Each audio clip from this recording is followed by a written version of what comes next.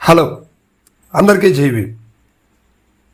ఉమ్మడి గుంటూరు జిల్లా, ప్రస్తుతం పల్నాడు జిల్లాకు చెందినటువంటి ఒకనాటి రెవెన్యూ మంత్రి అనొచ్చు, హోంమంత్రి అనొచ్చు, సభాపతి, స్పీకర్గా పనిచేసినటువంటి కోడెల శివప్రసాద్ గారి గురించి ఉమ్మడి గుంటూరు జిల్లా నంగంలోనే మొట్టమొదట గుర్తొచ్చేటువంటి పేరని చెప్పుకోవచ్చు. సో ప్రస్తుతం ఆయన లేరు. అయినా వారి కుటుంబ సభ్యుల్ని కూటమి ప్రభుత్వం, అంటే తెలుగుదేశం, మరి ముఖ్యంగా తెలుగుదేశం ప్రభుత్వం వారిని ఎంతవరకు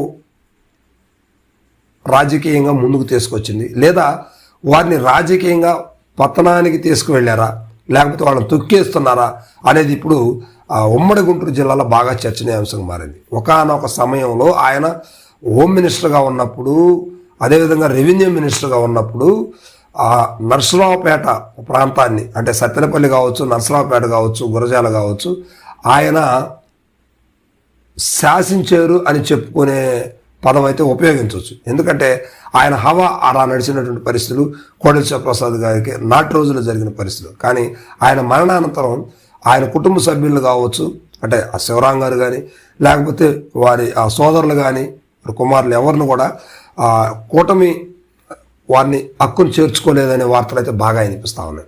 ఆయన నర్సరావుపేట నుంచి పోటీ చేశారు, ఆ తర్వాత మరలా సత్తెనపల్లి నుంచి కూడా పోటీ చేశారు, సభాపతి అయ్యారు. సో ఇలాంటి పరిస్థితుల్లో వారిని ఎందుకు తెలుగుదేశం ప్రభుత్వం, అంటే చంద్రబాబు నాయుడు గారు ఎందుకు దగ్గరకు తీసుకోలేదు, ఎందుకు వారికి టికెట్ ఇవ్వలేదు, ఎందుకు వారిని దగ్గరకు రానివ్వలేదనే విషయాలు అయితే సోషల్ మీడియాలో కావచ్చు, శాటిలైట్ ఛానల్స్లో కూడా ఈ విషయం మీద బాగా చర్చలు నడిచినాయి గతంలో కూడా.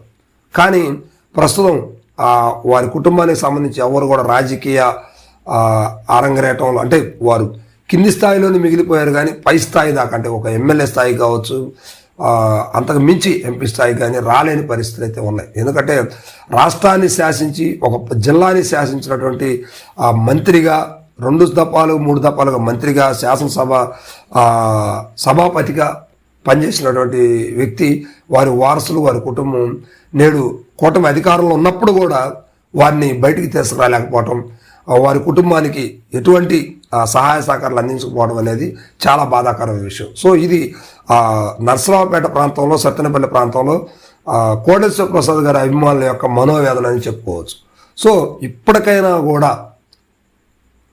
గతాన్ని ఒక్కసారి చంద్రబాబు నాయుడు గారు గుర్తు చేసుకొని కోడెల శివప్రసాద్ గారికి సంబంధించినటువంటి రాజకీయానికి ఎవరైతే ముందుంటారో అటువంటి వారి కుటుంబం నుంచి కొంతమంది వ్యక్తులను తీసుకోవడానికి కూటమికి ప్రాబ్లం ఏముంది. సో కానీ ఇదంతా కూడా కావాలని వారిని తొక్కేస్తున్నారనే వార్తలు అయితే నర్సరావుపేట ప్రాంతంలో వినిపిస్తూ ఉన్నాయి.